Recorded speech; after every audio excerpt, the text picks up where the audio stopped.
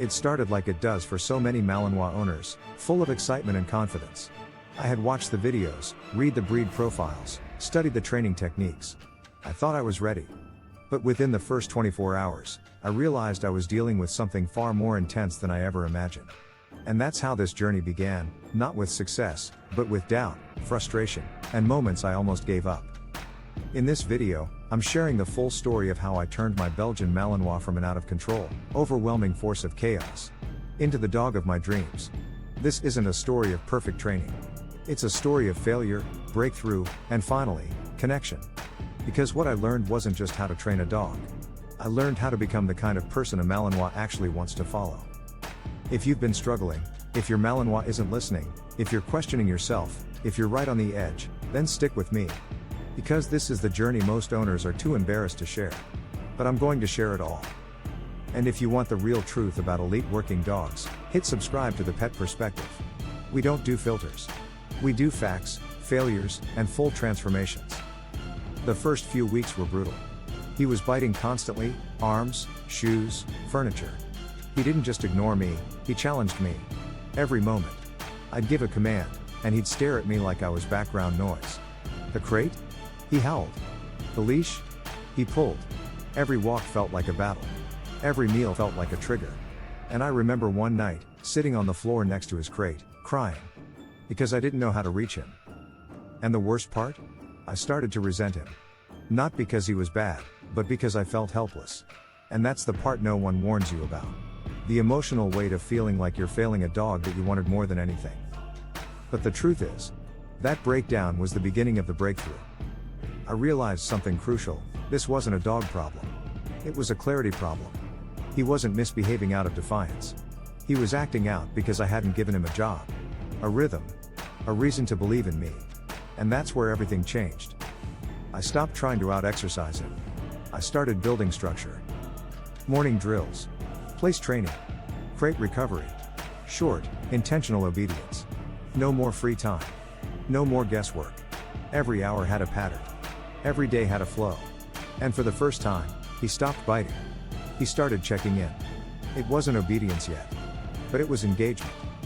That's when I discovered the second game changer. My energy was the real command. When I was frustrated, he spiraled. When I was clear, he followed. I didn't need to be loud, I needed to be calm. I didn't need to dominate, I needed to lead. And once I mastered my own emotions, he started reflecting them back to me. Still watching? Comment below. It started when I changed. That was the turning point for me. As weeks went by, the relationship deepened. He began responding before I asked. Sitting before I cued. Holding place without being told. It was subtle, but powerful. That's when I stopped seeing him as a dog to be managed. And started seeing him as a partner. But the real test came one day at the park. Another dog charged us off-leash. My old self would have panicked. But this time, I simply said, sit. And he did. He didn't lunge. He didn't bark. He looked at me, and waited.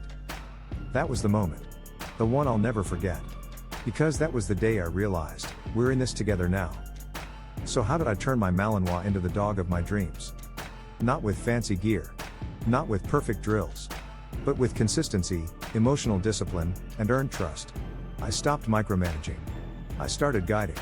I gave him direction, structure, clarity, and in return, he gave me loyalty, calm, and obedience I never thought possible. Here's what I want you to take away from this. If your Malinois is out of control, it doesn't mean they're broken. If you've made mistakes, it doesn't mean it's too late. If your training isn't working, maybe it's not your method, it's your mindset. Build structure before obedience. Prioritize calm before commands. Lead with presence before pressure. And reward focus more than performance. Because that's what makes a Malinois truly shine. Today, he's the dog everyone stares at in public. Not because he's flashy, but because he's calm. He walks at my pace. Sleeps at my feet. Watches the world, but always checks in with me first. That didn't happen overnight. That didn't come easy. But it came. And it can come for you too. If this video gave you hope, hit like. And drop a comment below. We're building this together. Because you're not just training a dog, you're becoming something greater in the process. Subscribe to The Pet Perspective if you're on this same journey, from chaos to calm. From frustration to focus. From survival to the dream. Because with the right leadership, your Malinois isn't just manageable. They're unforgettable.